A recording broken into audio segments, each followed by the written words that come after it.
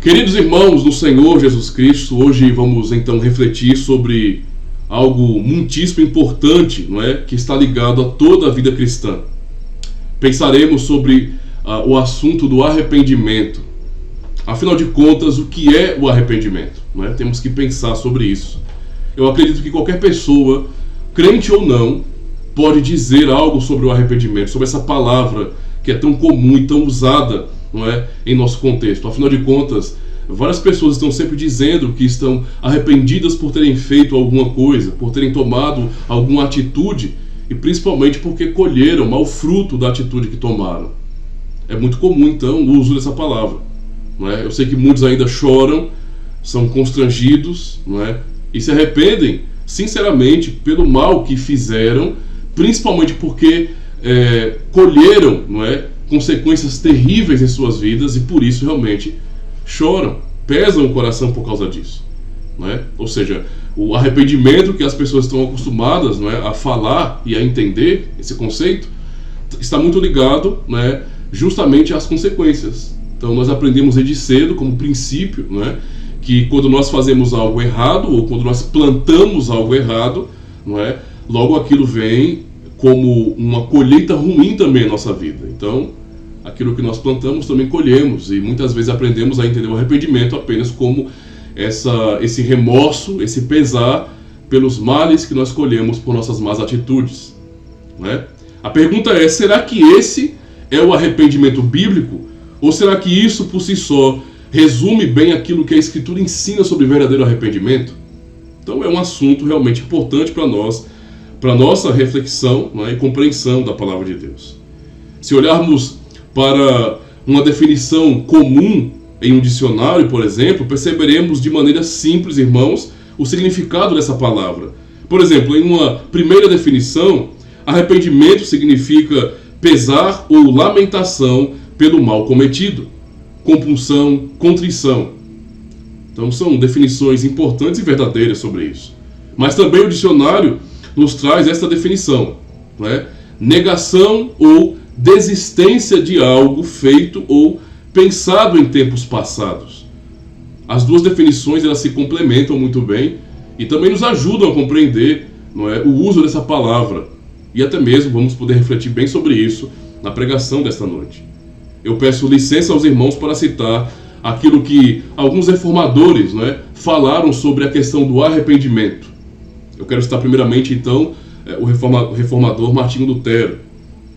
Ele disse em suas 95 teses, não é, sobre o arrependimento algo muito importante, especialmente na primeira tese. Na primeira tese, não é, a tese 1, tese 3 e tese 4, quando ele começa a explicar o que Cristo ensina sobre o arrependimento.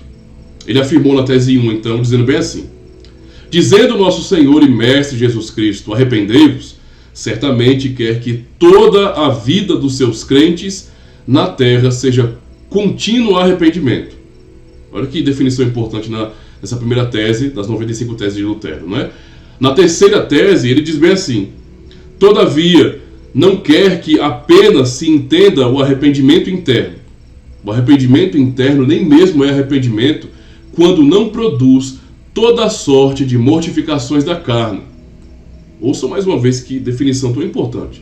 Que o arrependimento interno nem mesmo é arrependimento quando não produz toda a sorte de mortificações na carne. E finalmente, na tese número 4, ele diz bem assim: assim sendo, o arrependimento é o pesar, isto é, a verdadeira penitência, não é? Que perdura enquanto o homem se desagradar de si mesmo, a saber, até a entrada desta para a vida eterna. Definições realmente muito interessantes e verdadeiras, não é, que nós temos aqui nas 95 teses sobre o arrependimento. O reformador João Calvino também fala algo sobre isso. Na verdade, há um assunto vasto das institutas da religião cristã, mas eu quero citar apenas um trecho do volume 2 das institutas, no capítulo 5, não é, na parte 7 desse capítulo. Bem no início ele fala então sobre a definição de arrependimento. E ele diz bem assim: o arrependimento é uma verdadeira conversão da nossa vida para servir a Deus e para seguir o caminho por ele indicado. Veja como ele fala de arrependimento como conversão, verdadeira conversão, não é? Ele continua dizendo: procede de um legítimo temor de Deus, não fingido, e consiste na mortificação da nossa carne. Lembra do que lemos aqui na tese 4 de Lutero? Calvino também repete isso, não é? Ele fala, e consiste na mortificação da nossa carne e do nosso velho homem, e na vivificação do Espírito. Devemos então, irmãos, observando, né, essas definições tão importantes e verdadeiras, refletir profundamente sobre o que é arrependimento. Uma vez que o arrependimento é parte, não é, essencial de uma fé verdadeira e da vida cristã. E, na verdade, nós devemos sempre refletir sobre a palavra de Deus e precisamos nos perguntar sobre isso. É imprudente que nós cristãos não reflitamos sobre a sua palavra, sobre como está a nossa vida diante do Senhor. É imprudente. Então devemos analisar nossa própria vida à luz da palavra de Deus e nos questionar: realmente nos arrependemos de nossos pecados? Observando a definição dos reformadores ali, não é, na introdução, quais são os frutos então deste arrependimento, para que venhamos confirmar pela palavra que é um arrependimento verdadeiro. Essa é a introdução do nosso sermão. Dessa noite eu quero convidar os irmãos, se estiverem em suas casas, não é, a abrirem suas Bíblias em Lucas, não é? Evangelho de Lucas, capítulo 19, verso 1 a 10. O texto da pregação é Colossenses 3, do 1 a 10 também. Mas essa leitura inicial é de Lucas 19, do verso 1 a 10, onde nós lemos aqui sobre Zaqueu, o publicano. Um texto muito conhecido e que ilustra bem o arrependimento. Evangelho de Lucas, capítulo 19, verso 1 a 10.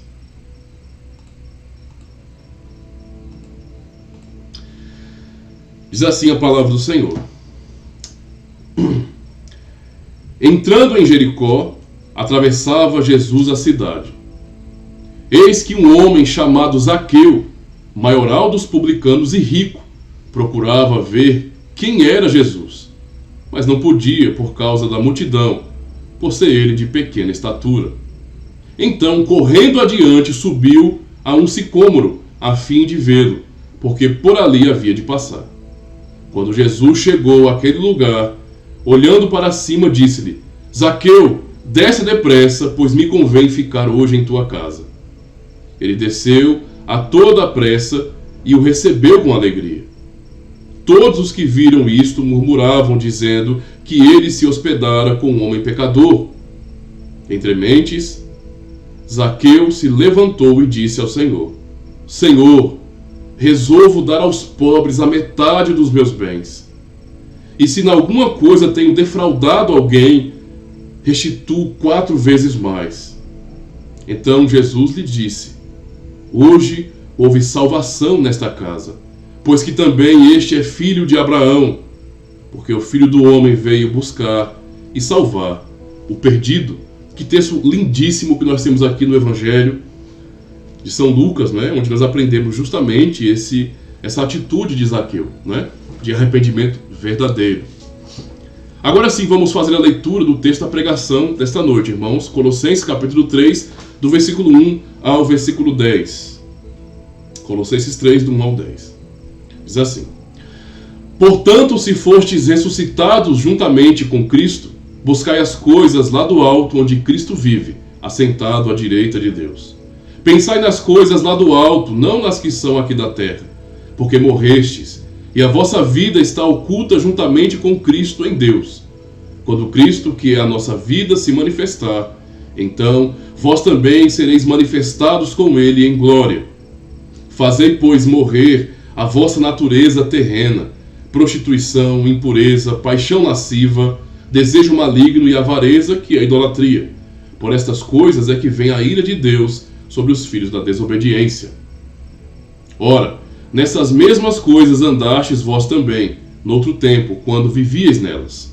Agora, porém, despojai-vos igualmente de tudo isto: ira, indignação, maldade, maledicência, linguagem obscena do vosso falar. Não mintais uns aos outros, uma vez que vos despistes do velho homem com seus feitos, e vos revestistes do novo homem que se refaz para o pleno conhecimento segundo a imagem daquele que o criou. Eu vou ler mais o versículo 11, que termina esse trecho.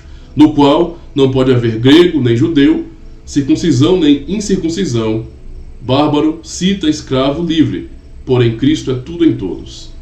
Até aqui, meus queridos irmãos, a nossa leitura. Eu vos proclamo o Santo Evangelho do Senhor Jesus Cristo sobre o seguinte tema: Cristo nos chama para um verdadeiro arrependimento. Gravem isso no coração de vocês. Eu quero aproveitar e fazer a leitura logo do nosso catecismo. A pregação também está baseada no Dia do Senhor 33. Temos perguntas importantes justamente sobre o assunto do arrependimento. Catecismo de Heidelberg, não é? Dia do Senhor 33. Vamos fazer então a leitura das perguntas 88 até 91. Embora que a reflexão vá até a pergunta 89. Até 90, aliás. Diz assim, ouçam com atenção, irmãos. O que é o verdadeiro arrependimento do homem, ou conversão do homem? Resposta: é a morte da velha natureza e a ressurreição da nova natureza. Pergunta 89. O que é a morte da velha natureza? É a profunda e sincera tristeza por termos ofendido a Deus com os nossos pecados e cada vez mais abominá-los e fugir deles. E pergunta 90. O que é a ressurreição da nova natureza? Resposta: é a alegria sincera em Deus por Cristo e o amor e o deleite de viver segundo a vontade de Deus em todas as boas obras. Até aqui é o suficiente para nós, porque tem a ver com o assunto do arrependimento, não é? O ensino é esse. Na primeira parte do nosso sermão, meus queridos irmãos, vamos pensar sobre o verdadeiro arrependimento, não é? Como sendo obra do Espírito Santo. Antes de iniciarmos, não é? E pensarmos bem no texto que nós temos, o texto de Colossenses 3, vamos primeiro entender aqui que arrependimento verdadeiro é obra do Espírito Santo. Eu quero ensinar, falar sobre isso para os irmãos, não é? Com o texto da Palavra de Deus, para que venhamos refletir bem sobre isso e compreendemos que o arrependimento verdadeiro está muito além de uma capacidade humana. Antes de tudo, então, precisamos compreender essa grande verdade, que o arrependimento ele não é capacidade humana, não é? Arrependimento não é um mero remorso por causa de escolhas erradas que trouxeram consequências ruins, e nós temos que admitir isso desde o início. É importante compreender essa verdade, não é? O verdadeiro arrependimento não está limitado a isso, não é algo que o próprio homem tem capacidade de fazer. As pessoas, quando vão fazer o mal, não é? E errar, a primeira coisa que elas se preocupam é nas consequências para elas mesmas. Entende? Tem muito a ver com o egoísmo. Não há uma preocupação além disso, não é? Ou algo que venha antes dessa preocupação com as consequências. E isso realmente mostra que o arrependimento ele não é algo que nasce no próprio coração humano. Não é o arrependimento verdadeiro, o bíblico. E eu quero ler aqui alguns textos para os irmãos. Por exemplo, Atos capítulo 11, verso 18, nós lemos bem assim. E ouvindo eles estas coisas, apaziguaram-se e glorificaram a Deus, dizendo: logo também aos gentios foi por Deus concedido o arrependimento para a vida. Texto muito interessante esse, não é? Romanos capítulo 2 também, verso 4, nós vemos bem assim, irmãos. Ou desprezas a riqueza da sua bondade e tolerância e longanimidade, ignorando que a bondade de Deus é que te conduz ao arrependimento. São textos que mostram, não é, que o arrependimento ele é um dom de Deus. Ele é algo dado por Deus, concedido por Deus. Alguns, ao interpretarem este texto, não é, e outros textos também, para dizerem que a interpretação calvinista está errada, não é o que eles vão querer acusar muitas vezes, afirmam que, de forma alguma, o arrependimento é um dom de Deus, não é? Como o perdão dos pecados é, por exemplo. Admitem que o perdão é o dom de Deus, mas o arrependimento não, é algo puramente do homem, não é? Mas que a oportunidade de arrependimento, sim, essa é dom de Deus. É isso que muitos pensam. O arrependimento em si não é dom de Deus, mas a oportunidade de se arrepender é dom de Deus. Eles acabam interpretando esses textos assim, né? Então, quando fala que Deus concedeu o arrependimento, ou a bondade do Senhor que conduz ao arrependimento, né? Eles acabam entendendo que isso refere-se à oportunidade de arrependimento, certo? E, na verdade, isso é certo, né? Nós podemos pensar na oportunidade como sendo dada por Deus, não é? A oportunidade, nesse sentido, poderia ser chamada de dom de Deus, de dádiva de Deus. Porque Deus dá a oportunidade, sim. Não é? E por quê? Porque Deus mesmo anunciou o arrependimento. Isso é um ponto claro. Cristo pregou, arrependa-se, não é? Foi essa a pregação do nosso Senhor Jesus Cristo. Porém, isso é apenas meia verdade. Então, nós temos, irmãos, a compreensão de que, sim, a oportunidade de nos arrependermos, sim, é Deus quem dá. Porque Ele ordena o arrependimento, Ele prega, não é? Ele anuncia o arrependimento por meio dos seus pregadores, dos seus profetas, certo? Mas essa é uma meia verdade. Está certo pela metade, vamos dizer assim.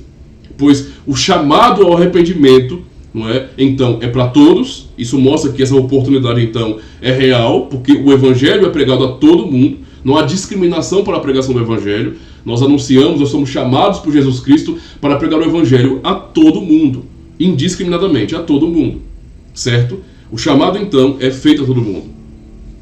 A pergunta é, não é, para a nossa reflexão: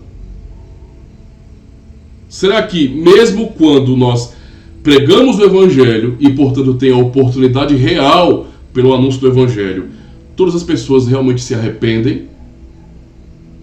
Será que há arrependimento verdadeiro da parte do homem, como nós aprendemos na Escritura? Eu posso dizer para os irmãos que isso é impossível, não é? Que haja arrependimento verdadeiro da parte do homem, arrependimento que venha do próprio homem. O arrependimento verdadeiro é da parte de Deus. É Ele quem produz isso no homem, não é? Ele quem produz, na verdade, por sua obra no próprio homem.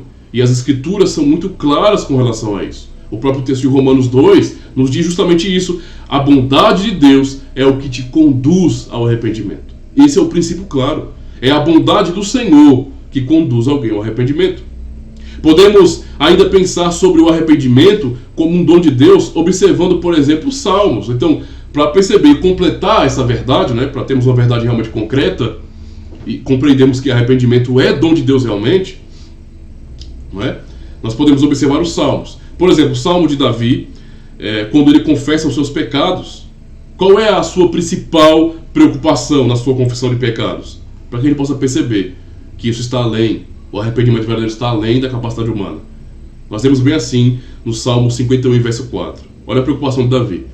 Pequei contra ti somente, e fiz o que é mal perante os teus olhos, de maneira que serás tido por justo no teu falar e puro no teu julgar.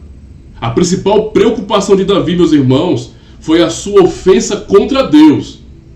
É claro que havia também consciência do mal feito ao seu próximo, não é? Davi não era louco, ele sabia disso, não é? O mal que ele fez a uma família, por exemplo, ele destruiu uma família. Destruiu uma família. Nós sabemos muito bem a corrupção de Davi, o que ele fez de mal, não é? Davi realmente agiu de uma maneira muito dura, muito ruim. Ele foi egoísta, ele pensou nele mesmo e ele acabou fazendo mal a muitas pessoas, na verdade. Então, isso é o fato. Mas, apesar dessa consciência da compreensão das consequências que ele colheu, e colheu durante muito tempo em sua vida, não é? Na família que ele constituiu a partir disso aí, ele colheu muito bem, mas a sua preocupação principal neste Salmo 51 foi justamente o seu pecado contra Deus. O que pesava ao seu coração. Temos expressões assim, então, no Salmo 51, no Salmo 32, por exemplo, onde o salmista, né, Davi, ele expressa quase como se ele estivesse doente, fraco, humilhado, não é? Como se ele estivesse deitado ao chão, não tivesse força nenhuma para reagir, não é? Porque ele sentia o peso, não é? O peso da mão do Senhor sobre a vida dele. A sua principal preocupação, não é? Era o fato de ter pecado contra o Senhor. É essa a expressão terrível aqui, não é? Que ele admite diante do Senhor: pequei contra ti somente. Davi tem essa primeira preocupação: pequei contra ti somente. Na verdade, irmãos, amar o nosso próximo não é um mandamento que tenha como fim o nosso próximo.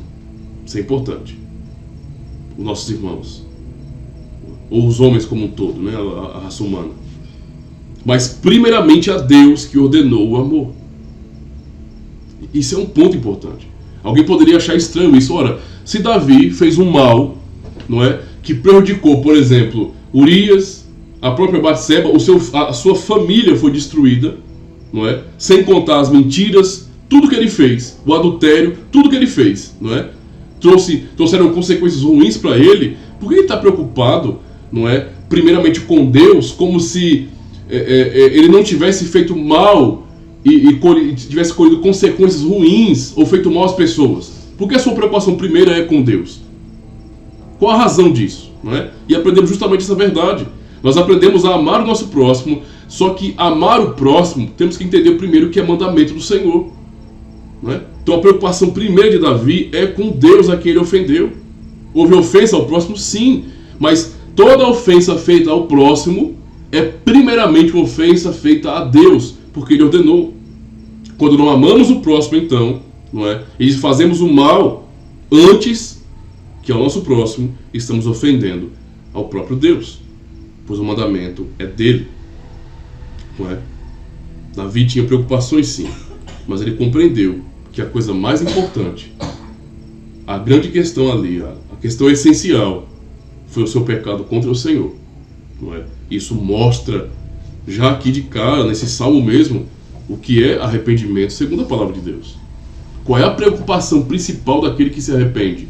Não é? Lembre daquilo que nós falamos na introdução, não é? Das definições de arrependimento e de como as pessoas entendem arrependimento hoje. Geralmente se entende arrependimento como um remorso, não é? Como algo que pesa o coração porque você fez alguma coisa que você se arrependeu, que você achou ruim, que teve uma consequência ruim. Mas geralmente as pessoas não estão preocupadas primeiramente com o Senhor, com Deus. Observemos alguns textos aqui importantes, não é, sobre o ensino claro do Senhor Jesus Cristo. Não é? Ele fala em João 16, verso 8, para compreendermos isso. Né? Primeiro responder essa pergunta: por que é que Davi, ele primeiro se preocupou com Deus? Qual é a razão disso? Do seu pesar primeiro contra Deus? Não havia tantas consequências ali, não é? Sim, mas por que a sua preocupação primeiro com o Senhor? Cristo nos ensina, não é?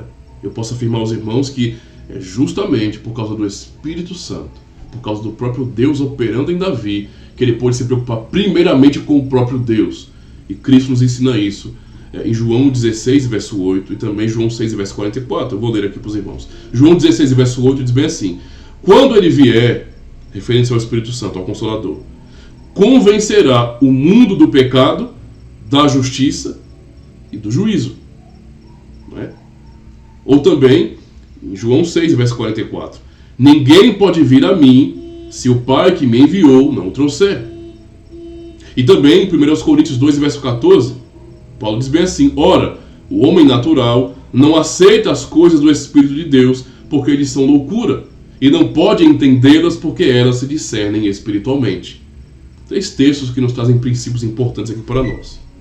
Era por isso, então, que Davi estava diante de Deus, reconhecendo que sua ofensa maior foi contra o Senhor. Por causa disso, porque Deus operava em Davi. Ele jamais poderia fazê-lo, senão pelo Espírito de Deus operando nele, e lhe convencendo sobre o seu mal contra Deus. Por isso, a sua grande preocupação. Para o não regenerado, isso realmente é loucura. Ou seja, para quem não tem o Espírito de Deus, não é? Se preocupar primeiramente com Deus por causa de nossas atitudes ruins no mundo, em nossa própria vida, é loucura.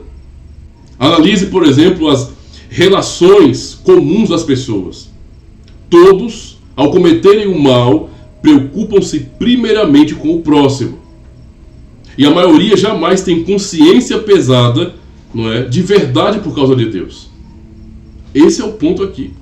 Não é? Esse é o ponto.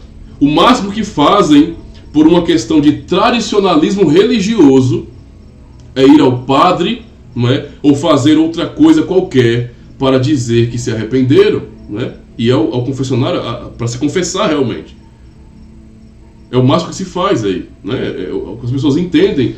É uma manifestação cultural realmente de você ir procurar um meio religioso para isso, né? Mas dificilmente se verá alguém no estado em que se encontrou Davi, humilhado, clamando a Deus com tanta preocupação, com o senso de que merecia ser condenado e com a dor profunda em seu coração, suplicando não pela própria vida, não é? Mas pelo perdão de Deus. Esse é realmente um ponto muito importante para nós, irmãos. aqui já aprendemos realmente que o arrependimento é obra de Deus, é dom de Deus, é operado pelo próprio Deus, não é? E qual é a característica mais forte do verdadeiro arrependimento que vemos no Salmo 51? Do verso 11 a 13, nós vemos bem assim. Olha a preocupação maior quando Davi pede perdão a Deus, reconhecendo que ele pecou contra o Senhor somente. Ele diz bem assim: não me repulses da tua presença, nem me retires o teu Santo Espírito. Olha a preocupação e o clamor de Davi. Não me tire da tua presença, não me expulse da tua presença, Senhor, não é? Nem retire de mim o teu Espírito Santo. E olha o que ele clama: restitua-me a alegria da tua salvação e sustenta-me com um espírito voluntário. Então ensinarei aos transgressores os teus caminhos, e os pecadores se converterão a ti. Davi então ora ao Senhor com essa maior preocupação de que pecou contra Deus, contra o Senhor somente. Ele clama ao Senhor pedindo que o Senhor restitua a alegria da salvação e que o próprio Deus o sustente com um espírito voluntário. Ou seja, a sua oração não é para dizer bem assim: eu pequei, eu fiz mal somente. Não, eu pequei contra o Senhor, eu fiz mal contra o Senhor. O Senhor tem toda a razão, não é, em me julgar e me condenar. Aí o meu clamor ao Senhor é justamente esse: não me expulse da tua presença, Senhor, mas me salva, não é? Não retire de mim o teu Espírito Santo. Traz de volta ao meu coração a alegria da salvação, aquela alegria que eu tinha, sabe, ao cantar ao Senhor, ao te adorar. Eu quero ter essa alegria de quem é salvo pelo Senhor, não é? E também peço ao Senhor que sustente-me com um espírito voluntário, para que haja mudança em minha vida. E então assim, ele reconhece isso. Assim eu vou ensinar aos transgressores os teus caminhos, e os pecadores se converterão a ti. Ou seja, meus irmãos, esse ensino é tão importante para nós, para compreendermos que arrependimento verdadeiro, não é operado pelo Espírito Santo. É Deus quem opera isso no coração do homem. Jamais a preocupação principal será o pecado contra Deus, não é por nós mesmos. Não. Jamais em nossa natureza, não é, haverá esse desejo ou essa sinceridade de reconhecer que nós pecamos contra Deus. A nossa prioridade, nossa principal preocupação por nós mesmos é com as consequências que podemos colher, não é, por nossas atitudes erradas.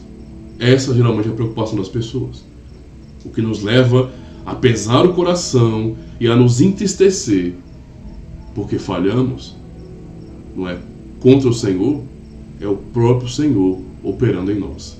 Essa é a razão, não é? E é justamente aí que nós vemos o verdadeiro arrependimento. É Deus quem leva-nos a chorar, a nos humilhar, não é? E nós temos experiências assim em nossa vida. Nós somos falhos como Davi era, pecadores como Davi era, e temos sim problemas, não é? Caímos, irmãos, caímos. Ainda que outros não vejam, Deus está vendo tudo aquilo. E muitas vezes quando nós tentamos, sabe, escapar e fugir de Deus, o Senhor sim nos impacta com a sua palavra, não é? Como fez com Davi quando enviou o profeta Natan.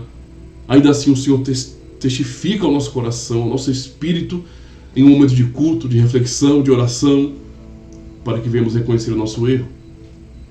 Tantas vezes, de uma maneira tão, às vezes inexplicável até, nos pomos a chorar, a nos entristecer. É por causa disso. Porque Deus está operando em nós, nos levando ao reconhecimento de nossos pecados, tal como fez na vida de Davi. Agora sim, compreendendo essa questão de que o arrependimento é obra de Deus, é obra do Espírito Santo, vamos ao segundo ponto de nosso sermão, onde aprenderemos que o verdadeiro arrependimento é a conversão de nossa vida. Lembre-se do finalzinho aqui, né, quando nós demos esse trecho de Salmo 51, verso 11 a 13, quando Davi fala: restitui-me a alegria da tua salvação e sustenta-me com um espírito voluntário. Então ensinarei aos transgressores os teus caminhos e os pecadores se converterão a ti. Né? Ou seja, a oração dele é para que Deus pudesse o transformar, o converter, não é? Mudar a sua vida. E aqui é justamente o que iremos aprender agora, não é? Daquilo que aprendemos no texto de Colossenses capítulo 3, que o verdadeiro arrependimento é a conversão de nossa vida, tal como lemos também na definição dos reformadores Lutero e Calvino, não é? Verdadeiro arrependimento é a conversão de nossa vida. Uma vez que temos refletido e aprendido sobre de onde vem o arrependimento, podemos agora refletir nas implicações do verdadeiro arrependimento. Olhemos mais uma vez para o nosso catecismo na primeira pergunta do domingo 33, a pergunta 88, quando ele diz: o que é o verdadeiro arrependimento? Ou a conversão do homem? Resposta é a morte da velha natureza e a ressurreição da nova natureza. No texto de Colossenses 3, Paulo inicia justamente falando da união com Cristo como pressuposto da vida cristã verdadeira. É a base de Paulo aqui no capítulo 3 de Colossenses. E a vida cristã é uma vida nova, é o que Paulo defende aqui. E aqueles que têm uma vida nova são chamados para assumir essa vida nova como um longo processo. Ou seja, essa vida, ela dura a vida inteira aqui, não é? E vai até a vida eterna, na verdade. Não é? Ela começa aqui, a vida eterna começa aqui, não é? Vai até o fim, até quando Cristo voltar. Paulo, então, irmãos, exorta os irmãos juntamente, não é? Justamente por causa do pressuposto de que eles morreram para a velha vida, não é? Para a vida que tinham. É justamente disso que nosso catecismo fala ao ensinar sobre o que é o verdadeiro arrependimento. Para muitas pessoas pode soar estranho até falar de arrependimento como conversão ou mudança de vida, pois em nosso tempo, tão conturbado pelo relativismo e as evoluções, arrependimento é um mero pedir desculpas. E veja como que as pessoas entendam hoje o que é arrependimento. É simplesmente um pedir desculpas, não é? As pessoas fazem mal, terrível mal, umas contra as outras. Desculpa, foi mal, não é? Perdoa aí. É assim que as pessoas entendem arrependimento. Não como uma contrição verdadeira, não é, que leva à mudança de vida. Não tem a ver então com a vida da pessoa, mas apenas com o reconhecimento público de seus erros. Eu vacilei, não é? É dessa maneira tão simplista que se trata o arrependimento hoje. Mas arrependimento, irmãos, arrependimento é uma palavra absolutamente radical, que literalmente significa mudança de mente, mudança de ideia, de atitude, de direção, não é? É uma mudança brusca em nossa vida. Significa uma meia volta, não é, total em nossa vida, não é? É isso que significa arrependimento. Na pregação de Jesus e de seus servos, é literalmente a ordem. E que ordem? Abandonem a vida de impiedade que vocês vivem, não é? E se submetam à vontade de Deus. Basicamente é isso. Quando Cristo chama pecadores ao arrependimento, ele está dizendo justamente isso. Abandonem os seus pecados, abandonem a vida de rebeldia contra Deus e se submetam à vontade de Deus. É algo radical, não é? Imagina então você chegar até alguém que está vivendo de uma forma indigna, adúltera, fazendo mal e dizer: largue a sua prostituição agora e seja santo. Comece a partir de agora a viver em santidade, a viver segundo a vontade de Deus. Imagine você fazendo isso para alguém, não é? Você fazendo isso, falando para alguém. Abandone o seu pecado, arrependa-se, viva para Deus agora. Arrependimento é isso. Parece radical. Parece até muito radical para a nossa cultura, onde as pessoas são tão sensíveis, não é?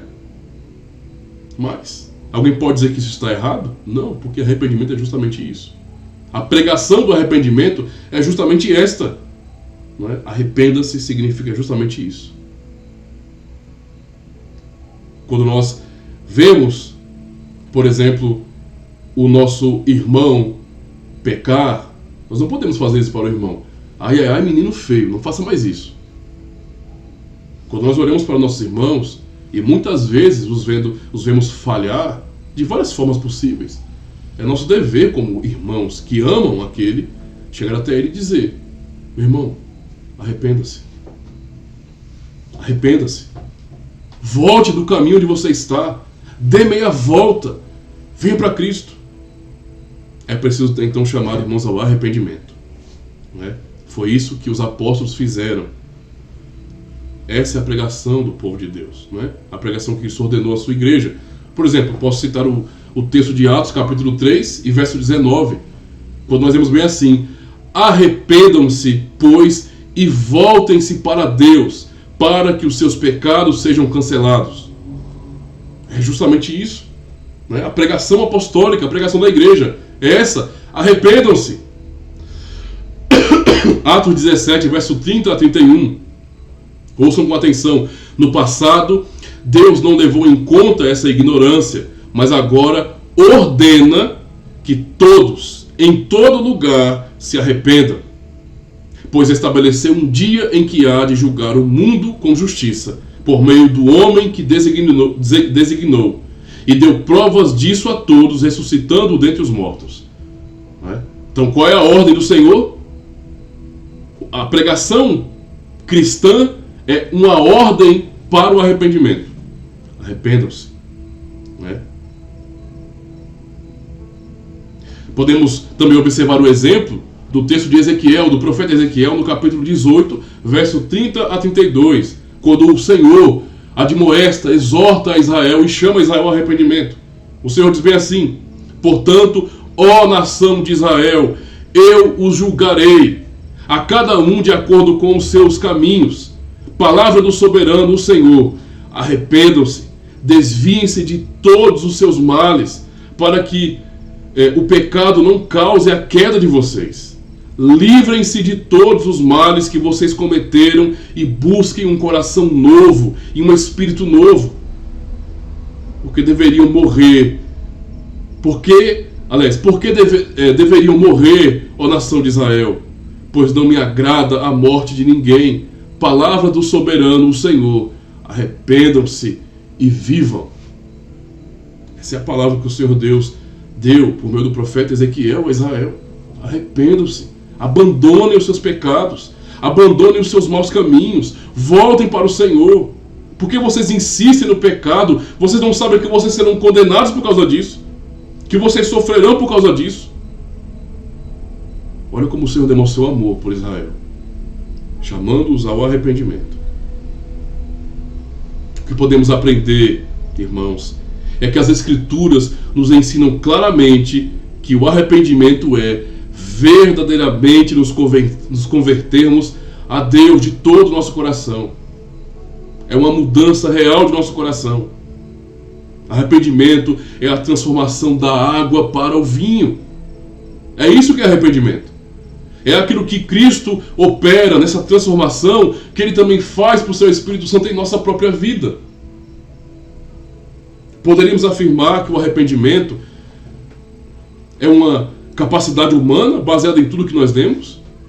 Será que, observando aquilo que Deus faz, aquilo que o Senhor ordena, arrependam-se, abandonem toda a vida pecaminosa de vocês, larguem esses despojos ruins, podres, pesados, e venham para o Senhor, voltem-se, não é? Deem meia volta na vida de vocês, de maneira radical, e larguem essa vida de pecado. Será que fazer isso, realmente abandonar tudo, abandonar a nossa velha vida de pecado, os costumes culturais pecaminosos, tudo aquilo que ofende ao Senhor, é algo que o próprio homem tem em seu coração? Será que é uma capacidade humana realmente? Será que as pessoas por si mesmas, elas vão conseguir fazer isso? De forma nenhuma. Quando nós estamos afundados no pecado, quando nós não éramos regenerados pelo Senhor, nós amávamos viver pecando. Lembre do primeiro hino que nós cantamos no culto ainda doméstico, na preparação para a transmissão de agora, não é? Na segunda estrofe do hino, quando nós cantamos: e eu jamais a Deus busquei, e dele sempre me escondi. O mal eu sim chamei de bem, pecar sim era o meu prazer. Aquilo que nós cantamos naquele hino inicial é verdade, irmãos. Era assim que nós éramos também. Quando olhamos para o homem natural, então, não podemos jamais compreender e afirmar que arrependimento verdadeiro é uma capacidade humana. É só Deus que opera isso no homem. Né? Pois mudar a direção de nossa vida e viver para Deus é algo que vem do próprio Deus. Porque fala-se de conversão, de mudança de vida. Podemos dizer que arrependimento verdadeiro é todos os dias. Não é? Todos os dias, com nossa própria cruz nas costas, caminhar em direção à nossa própria morte. É isso que significa arrependimento. Paulo diz no capítulo 3 de Colossenses, não é? No verso 3 ele diz: porque morrestes. É esse o pressuposto para a exortação. Só após a cruz é que há ressurreição. Não dá para viver a nova vida em Cristo se primeiro não morrermos. Se primeiro não realmente caminharmos em direção à nossa própria morte na cruz. Por isso Paulo diz, como pressuposto de que o arrependimento verdadeiramente não é carregar a cruz, é morrer. Se é verdade que vocês foram ressuscitados juntamente com Cristo, se essa é a verdade da vida de vocês, e veja a reflexão para nós como cristãos, se é verdade, não é, que nós somos ressuscitados juntamente com o Senhor, então nós precisamos, baseado nesta realidade que nós temos nele, buscar as coisas lá do alto, onde Cristo vive assentado à direita de Deus. Ou seja, irmãos, o foco de cada um de nós deve ser agora em Cristo. O foco da vida cristã genuína, daquele que realmente se arrependeu, é em Cristo e este crucificado. É olhar para Cristo agora também como glorificado, como o Rei assentado no trono do céu, e buscá-lo lá. Né? Pois a glória do povo de Deus, a glória daqueles que têm uma nova vida, está justamente no céu, em Cristo. Aqui não tem nada para nós. É isso que Paulo quer dizer. E quando ele fala nada para nós, refere-se justamente à maneira de pensar, à maneira de viver do homem caído, não é? Do mundo. Aqui não tem nada para nós. Toda a nossa glória está em Jesus Cristo. Não é? Temos que abandonar então uma vida medíocre do pecado e de escravidão, porque isso acabou para nós. É isso o pressuposto de Paulo aqui em Colossenses 3. Não é? A pergunta é essa, que foi feita a eles e é feita a nós também. Vocês não ressuscitaram com Cristo? Essa não é a verdade da vida de vocês? Vocês não ressuscitaram com Cristo? Vocês não passaram pela cruz e morreram? Não é isso que nós ouvimos, não é? Como Paulo também diz em Gálatas, capítulo 2, verso 20. Já estou crucificado com Cristo, vivo não mais eu agora, mas Cristo vive em mim. Isso é a verdade da vida de vocês? Então a velha vida de vocês acabou. Agora, a vida de vocês é o próprio Cristo. Se sua natureza velha morreu e no lugar uma nova natureza ressurgiu, pensem nas coisas lá do alto onde Cristo está.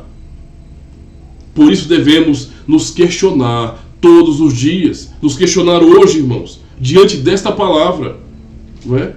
E nós, os irmãos que estão ouvindo em seus lares, em suas casas,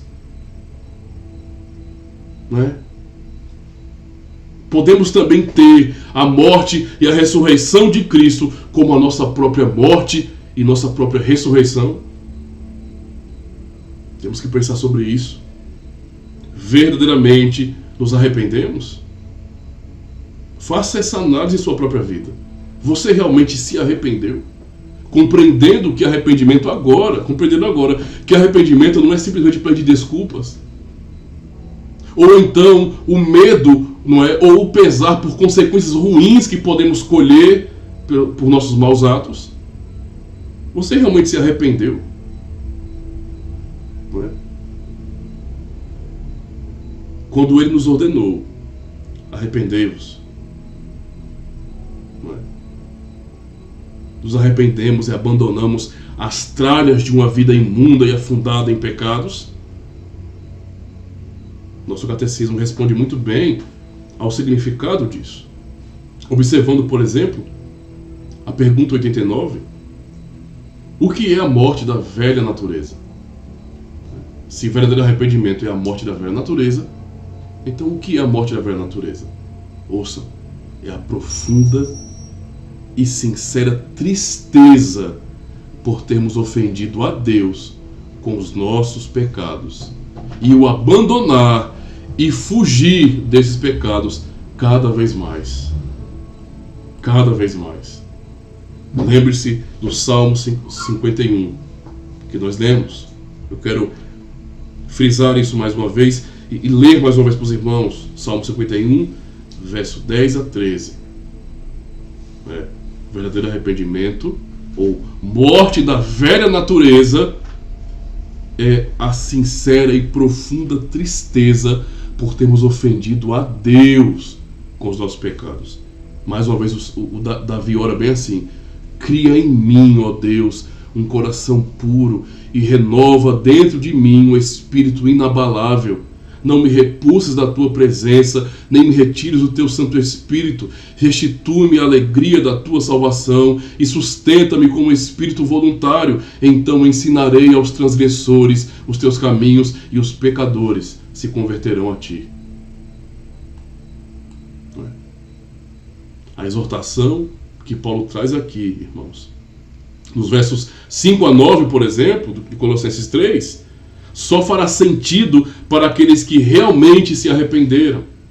Só para esses fará sentido, né? Aqueles que foram, sim, transformados por Cristo, em cujo Espírito habita e produz então tal arrependimento. E a exortação é simples e direta, não é? Chamando-nos à responsabilidade. Paulo vai dizer: fazei, pois, morrer a vossa natureza terrena. Ou seja, irmãos, tudo aquilo que é próprio de um ser humano caído, não regenerado, que ainda é escravo do pecado. Ele vai dizer o que é: prostituição, impureza, paixão lasciva, desejo maligno e avareza, que é a idolatria. E ainda diz no verso 8, ira, indignação, maldade, maledicência, linguagem obscena do vosso falar. Morte da velha natureza. A tristeza, não é? O pesar porque ofendemos a Deus também nos leva, porque isso é uma ação do Espírito Santo, também nos leva, irmãos, a clamarmos a Deus: ó Deus, cria em mim um espírito reto, transforma-me para que eu possa fazer a tua vontade. Essa tristeza profunda nos constrange a isso, a querermos ser mais santos, a obedecermos a Deus. O que Paulo afirma aqui não é moralismo, irmãos. O Evangelho não é moralismo, não é? Mas algumas pessoas acabam tratando, não é, como se a vida fosse 8 ou 80, entende? Se o Evangelho não é moralismo, então logo para alguns pregar a lei e ensinar que isso ou aquilo é errado é moralismo. E não é, de forma nenhuma. De forma nenhuma. O Evangelho nos ensina princípios, nos ensina o que é a vida no reino de Deus. Porém, o claro ensino apostólico é que pessoas que se arrependeram não vivem mais como ímpios. Houve mudança naqueles que verdadeiramente se arrependeram. Há clara diferença. O que Paulo está dizendo aqui, irmãos, precisamos dar atenção à descrição de Paulo da velha natureza, que era o passado daqueles crentes. Era o passado deles, mas também era o nosso. E por isso mesmo estavam sendo exortados a abandonarem aquele tipo de vida. Não é? Quem se arrepende de verdade, primeiro, não vive na prostituição. Eu estou usando de maneira resumida o que Paulo ensina aqui. Quem se arrepende de verdade não vive na prostituição. Quem se arrependeu da prostituição em que vivia, não é? Por acaso vai viver ainda se prostituindo? Crentes verdadeiros ficam. Vocês sabem o que significa isso na nossa cultura, né? Isso é uma coisa muito própria do brasileiro. Ficar, né? As pessoas ficam uns com as outras, né? E ficar significa justamente isso. É uma palavra, não é, diferente, talvez menos ofensiva para a prostituição. Ficar é se prostituir, é simplesmente isso. As pessoas podem dar o nome que quiser. É um nome cínico ficar para a prostituição. Então, o que Paulo está dizendo aqui, veja, faz sentido que pessoas que se arrependeram vivam se prostituindo? Faz sentido isso, por acaso? Não tem cabimento. Porque a prostituição, a velha prática mundana, não é, de ficar, não cabe mais na vida de quem foi regenerado, de quem se arrependeu. Não cabe mais. Então pare para pensar. Não é? Na cultura que nós vivemos, sabemos muito bem que acontece. Não é? Jovens cristãos, pessoas descompromissadas, quem é solteiro, acabam entendendo as pessoas como sendo objetos, e elas querem provar as pessoas. Aí vão ficando. Vão ficando. Isso é prostituição. E não é próprio para quem vive, não é, em arrependimento. Né? Quem se arrependeu de verdade não vive então na impureza. Olhe como a nossa cultura é impura. Pessoas gostam de piadas sujas, né, de piadas blasfemas, onde elas zombam com o nome de Deus. Né? O linguajar dos jovens nas escolas, dos adultos nos trabalhos, das pessoas no sentido geral. É um linguajar podre, desonroso, onde as pessoas gostam de usar conotações sexuais para tudo. Nossa cultura é completamente podre, é porca, tem tudo a ver com isso, com impureza. Né? As pessoas vivem se defraudando, flertando o tempo todo, se provocando com olhares, com gestos e pelo que falam. Se ofendendo o tempo todo. Né? É bem assim. Quem se arrependeu de verdade não vive na sensualidade. Entendo isso aqui como isso é importante, porque tudo que está sendo dito aqui é aplicável a todas as eras, a nós aqui também. O mundo ama a sensualidade. Não é? As pessoas não sabem mais, por exemplo, a diferença do belo para o vulgar, porque o mundo ama a sensualidade. Não é? Beleza para as pessoas hoje é expor o corpo com roupas indecentes e provocativas. É isso que é o conceito de beleza para o mundo moderno. Me digam, irmãos, é cristão, é típico de quem realmente se arrependeu da velha vida que levava, não é? Desejar ser notado pela beleza física? Ou seja, que isso é compatível com a nova vida no Espírito? Será que desejar ser notado, não é, pela beleza física é próprio de quem se arrependeu verdadeiramente? Não, irmãos. E eu vou usar uma expressão aqui que talvez seja um pouco pesada, mas entendo o que eu quero dizer. Será que Cristo, entendam, irmãos, porque analise como o mundo tem entrado nas comunidades cristãs. Não é? O mundo tem entrado de uma maneira muito terrível nas comunidades cristãs. Cada vez mais cristãos abraçam a moda, se submetem como escravos à moda. É isso que acontece o tempo todo. Né? Parece que as pessoas não têm nenhuma preocupação ou pesar no coração em tentar ser cada vez mais como o mundo dita. Pessoas que vivem, não é, em moda são escravas. É o que elas são, escravas. Então eu pergunto aos irmãos, será que Cristo, e me perdoe a expressão, mas será que Cristo chama piriguetes para se tornarem piriguetes gospel? Talvez seja uma expressão muito pesada, mas eu estou falando porque os irmãos sabem muito bem o que isso significa. Será que o Senhor chamou pessoas para estarem do mesmo jeito na igreja? Venha como estás e permaneça assim também. Se há arrependimento, há mudança, há conversão, não é? Cristo nos chama da nossa imundícia para vivermos também da imundícia dentro da igreja. Isso não existe. Será que Cristo chama homens, não é, vaidosos e imundos para serem desejados pelas irmãs nas igrejas? Será que esse é o propósito da vida cristã?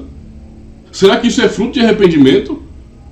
Não é? Pessoas que lá fora viviam buscando a sensualidade. Tudo que fazem é na hora de ajeitar um cabelo, é na hora de fazer uma maquiagem, de escolher uma roupa, tanto para homens como para mulheres também. Tudo que pensam é em sua beleza física. Em sua beleza física. É a coisa mais importante de todas. Será que não há cristãos também que quando vão se preparar para ir ao culto, não é? Quando estão ali se arrumando, têm a preocupação de se arrumar para a glória de Deus?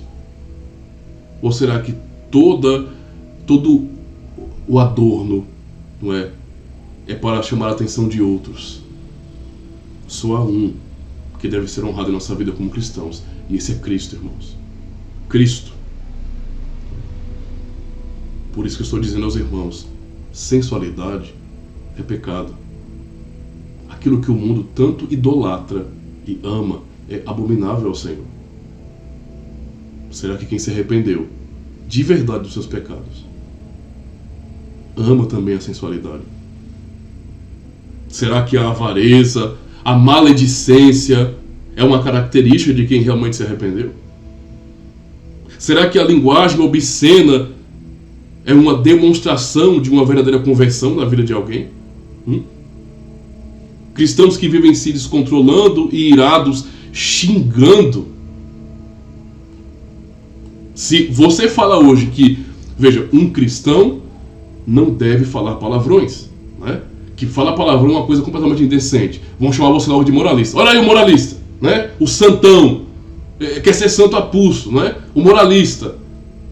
Pessoas que se dizem cristãs, vivem o tempo todo xingando e xingando e xingando. Eu pergunto aos irmãos, será que o verdadeiro arrependimento, não é, tem como característica maldição saindo da minha boca? Palavrões, palavras imundas, impureza em meus lábios?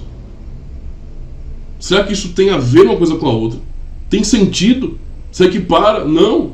Nós sabemos muito bem, irmãos, que esse tipo de atitude, não é, de se descontrolar e xingar as pessoas, muitas vezes, e eu sei que acontece, deve nos levar cada cristão que às vezes acaba usando esse tipo de palavra, usando o modo de operação mundana, devem se arrepender diante do Senhor, porque não é essa maneira de viver de acordo com o Evangelho.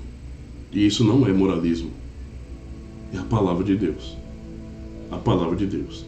É muito fácil, né, chamar de moralismo tudo que eu acho que é cafona e brega e que não cabe mais na época de hoje. Muito fácil fazer isso, né? Mas é a palavra do Senhor está dizendo isso, né? A grande verdade é que o Senhor nos chama cada vez mais para abandonarmos a velha natureza, a velha vida. Ouçam o que Paulo ensina aqui, né? Por exemplo, ele fala que é por estas coisas, no versículo 6 de Colossenses, por estas coisas, por essas atitudes, não é? Por essa maneira de agir, por essa cultura depravada, que vem a ira de Deus sobre os filhos da desobediência. Quando Paulo exorta a igreja, quando Paulo nos exorta hoje também, como a palavra do Senhor nos exorta hoje também, é dizendo bem assim: vocês ressuscitaram com Cristo, vocês morreram com Ele na cruz, agora há uma nova vida, o alvo de vocês é Cristo. Pois bem, não vivam como condenados. Não vivam como condenados. Porque viver, não é? Se dizer cristão, dizer que realmente é de Cristo, que tem uma nova vida nele, mas viver nas práticas antigas, se entregando a elas e deixando a sua cultura de vida ser de acordo com o mundo, é viver como quem é condenado. Paulo diz: é por estas coisas que vem a ira de Deus sobre os filhos da desobediência. Olha o que João, o apóstolo João, diz em sua primeira carta, no capítulo 2, verso 15 a 17. Ouçam com atenção. Olha o que ele diz: não amem o mundo nem o que nele há. Está claro, não é? Está claro o que João está dizendo aqui. Não amem o mundo nem o que nele há. Se alguém amar o mundo, o amor do Pai não está nele. Pois tudo o que há no mundo, o que há no mundo? O que é esse modo de viver terreno? É o que Paulo já ensinou aqui no capítulo 3 de Colossenses, né? João vai dizer aqui também: a cobiça da carne, a cobiça dos olhos e a ostentação dos bens não provém do Pai, mas do mundo. O mundo e a sua cobiça passam, mas aquele que faz a vontade de Deus permanece para sempre. Essa é a exortação que temos no Senhor, irmãos, de entender que o verdadeiro arrependimento, não é a transformação de nossa vida, e Cristo nos chama para um arrependimento verdadeiro. Devemos viver então uma vida de verdadeiro arrependimento. Ou seja, uma vida onde nós podemos sim nos arrepender todos os dias. Onde o arrependimento seja algo contínuo em nossa vida. Onde eu não me arrependa simplesmente hoje e amanhã volte às velhas práticas, mas que eu me arrependa hoje, que eu me arrependa amanhã, que eu viva em arrependimento, com o coração muitas vezes pesado por minhas falhas. Porque sempre eu tenho, não é, na verdade, falhas em minha vida, pecados em minha vida. Eu sou pecador, sou falho. Eu não posso dizer para mim: olha, eu estou contente com a minha própria vida. Isso é mentira, é hipocrisia. Eu não posso me sentir contente com a minha própria vida, uma vez que eu sou imperfeito, pecador, uma vez que eu continuo, mesmo conhecendo o Evangelho, falhando contra o meu Senhor. A exortação que nós temos da palavra do Senhor é justamente essa, não é? E é por isso que eu faço a pergunta aos irmãos, para todos nós, para a nossa reflexão. Pergunta a você que ouve a pregação: ao perceber suas falhas, ao notar que muitas vezes você cai desta forma descrita no texto, não é? Querendo ser como o mundo, amando o mundo e o que no mundo há, buscando parecer com o mundo, não é? Mas vivendo como se tivesse sido chamado por Cristo, se dizendo cristãos. Se dizendo cristão, eu sou cristão. Mas o que faz com que meus olhos brilhem é o mundo. É o modo de viver mundano. E se adequando a isso, eu pergunto a você: você se entristece por ter ofendido a Deus? Você se entristece por ter ofendido a Deus? A gente é angustiada porque não tem um iPhone. A gente é angustiada e cortando os pulsos porque terminou com o namorado. A gente é angustiada porque não tem a vida que acha que merece, como se merecesse alguma coisa. Mas eu pergunto a você que ouve a pregação: você sabe o quanto você é pecador? O quão falho você é? Você se entristece por ter ofendido a Deus? Ou você só vai chorar, ou você só vai pesar o coração quando o que você está fazendo tiver realmente um fruto ruim na sua vida? Quando você tiver diante de você consequências, não é, terríveis por suas atitudes erradas? Será que é somente aí que você vai se entristecer? Porque se nós só nos entristecemos quando nós colhemos fruto ruim, quando consequências batem à nossa porta, não é? Estamos apenas tendo um remorso por causa das consequências. E não um verdadeiro arrependimento, onde nós somos tomados de tristeza, não por todo o mal ao nosso redor que nós mesmos causamos, mas porque ofendemos ao nosso Deus.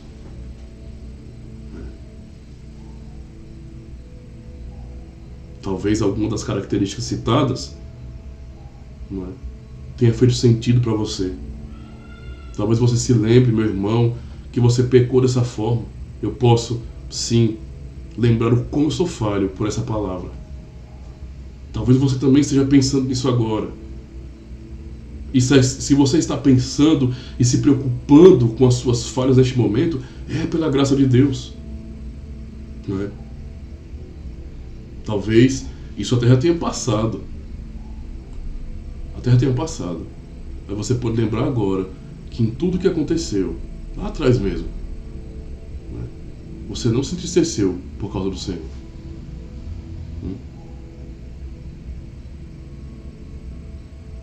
Pense sobre isso.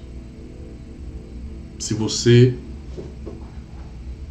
continua preocupado somente com consequências, com as dores na sua própria vida, e não pesa o seu coração porque você ofendeu a Deus, e não é motivado pelo próprio Deus, pelo constrangimento do Evangelho, do amor de Deus, não é? A mudar de direção, a mudar de pensamento, de ideia, a realmente reconhecer os seus pecados e abandonar essas tralhas mundanas da velha natureza. Eu quero dizer ao irmão que você precisa hoje se arrepender. Se arrependa diante do Senhor Deus. Faça como Davi também. Se humilhe diante dele. Se humilhe diante dele e peça ao Senhor que mais uma vez ele restitua em sua vida a alegria da salvação. Peça ao Senhor que ele molde o seu caráter, molde a sua vida, para que você possa também olhar para o mundo e não amar o mundo e aquilo que há no mundo, mas que você ame a Cristo, ame a vida no reino de Deus. Foque o seu coração em Jesus Cristo e viva a nova vida. Que haja tristeza profunda no seu coração por seus pecados. Clame ao Senhor para que haja transformação em você. E entenda que é isso que é mais importante, meus irmãos. É nos arrependermos sinceramente diante do Senhor. Porque Cristo nos chama para um verdadeiro arrependimento. Isso significa dizer para uma verdadeira conversão. Para a obediência do Santo Evangelho. Para que haja mudança em nossa vida. Eu quero concluir a pregação desta noite, irmãos, citando o versículo 10 de Colossenses 3. Paulo diz: e vos revistais do novo homem, que se refaz para o pleno conhecimento, segundo a imagem daquele que o criou. Lembre-se da criação. Pense nisso agora, nessa conclusão. Deus nos criou a sua imagem e semelhança. Mas o que aconteceu por causa do nosso pecado? A imagem e semelhança de Deus em nós existe? Sim. Nós somos criados assim? Sim. Mas foi quebrada por causa do pecado. Está totalmente distorcida e não reflete mais o caráter de Deus. Mas olha o que o texto diz aqui. Que a obra de Cristo em nós, o que mostra uma verdadeira conversão, as consequências de estarmos em Cristo, é justamente uma vida nova no Senhor. E a restauração dessa imagem quebrada. Nós nascemos em pecado, nascemos escravos do pecado, não podemos lutar por natureza contra a nossa vontade de pecar. Essa é a grande realidade. Não é? Essa é a grande realidade. E mesmo quando nós conseguimos nos adaptar a costumes, e sim ao legalismo ou ao moralismo, ainda assim o propósito não é a glória do Senhor, não é a glória de Cristo, mas é a glória de nós mesmos. Isso nos mostra que é impossível sairmos dessa situação. Nascemos assim, quebrados, como um espelho quebrado. Mas veja, na obra de Cristo o que acontece é que nós somos restaurados. É por isso que Paulo exorta a igreja: e vos revistais do novo homem. Aprendam a abandonar de uma vez por todas essa velha natureza, esses velhos trajes imundos, rasgados e podres. Abandonem isso. Ele fala: e vos revistais do novo homem, que se refaz. Olha o que ele diz: que se refaz para o pleno conhecimento, segundo a imagem daquele que o criou. Nosso catecismo afirma, não é, sobre o que significa a ressurreição da nova natureza e nos dá uma direção muito clara sobre isso, irmãos. A pergunta 90 então diz bem assim: o que é a ressurreição da nova natureza? E a resposta é a alegria sincera em Deus por Cristo, e o amor e o deleite de viver segundo a vontade de Deus em todas as boas obras. Ou seja, ao mesmo tempo que nós temos em nossa experiência cristã, pela obra do Espírito Santo, a tristeza profunda por termos ofendido a Deus, e é isso que deve pesar mais em nosso coração, ao mesmo tempo também temos alegria Porque a verdadeira conversão, ou o verdadeiro arrependimento, nos leva a olhar para Cristo e encontrar nossa glória e nossa alegria nele, somente nele. Podemos dizer então, irmãos, que o verdadeiro arrependimento é parecer cada vez menos com nós mesmos, com a nossa velha natureza, e parecermos cada vez mais com o nosso Senhor Jesus Cristo. É cada vez mais abandonar quem nós fomos, abandonar a vida de pecado, abominar a impureza, é cada vez mais abandonar essas coisas e cada vez mais olhar para Cristo e querer imitá-lo e encontrar nele toda a nossa alegria e satisfação. Portanto, irmãos, devemos nos entristecer profundamente por causa de nossos próprios pecados. Por quem muitas vezes também estamos sendo, quando não lutamos contra esses pecados. Mas ao mesmo tempo devemos também nos alegrar profundamente e glorificar a Deus por quem Cristo é e pelo que Ele tem feito em nós. E através de nós, pelo seu Espírito Santo, que está nos moldando à sua imagem e que nos conduz ao verdadeiro arrependimento. Portanto, se entristeça por causa de seus pecados, mas se alegre em Jesus Cristo, porque nele nós somos nova criação. Nele nós estamos sendo refeitos, regenerados, completamente restaurados pelo Senhor. Até que um dia, quando o nosso Senhor vier, e essa deve ser a nossa alegria hoje, saber que um dia Ele vencerá em nós toda a nossa fraqueza. Eu oro ao Senhor para que nós venhamos nos entristecer mais ainda pelos nossos pecados. Mais ainda. Que venhamos refletir em nossos dias sobre nossas falhas. E que isso doa em nosso coração. Mas também oro ao Senhor, irmãos, para que todos nós venhamos encontrar em Cristo já hoje a verdadeira motivação e a alegria verdadeira, pela convicção, pela certeza de que quando o Senhor vier, Ele transformará esse corpo fraco, corruptível, em um corpo glorioso. E então nunca mais pecaremos contra o Senhor. Nunca mais haverá em nossa natureza qualquer rebeldia contra Deus. Nunca mais. Poderemos de uma vez por todas adorar a Deus com toda a liberdade, com toda a alegria de nosso coração, sem reservas, sem problemas, sem picuinhas, sem problemas da nossa vida comum, mas de uma maneira plena, adorar aquele que nos criou e o nosso Salvador Jesus Cristo no Espírito Santo, o poder do Espírito Santo. É isso que nos aguarda, irmãos. Vemos então guardar nosso coração no Senhor, nos esconder nele, porque como Paulo diz aqui no verso 4, quando Cristo, que a nossa vida se manifestar, então vós também sereis manifestados com Ele em glória. Que a nossa vida então seja uma vida de arrependimento contínuo, mas também de alegria por causa de Jesus Cristo. Amém. Deus abençoe, meus irmãos. Deus abençoe.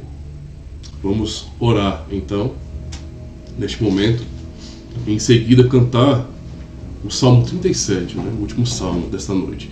Vamos orar então ao Senhor.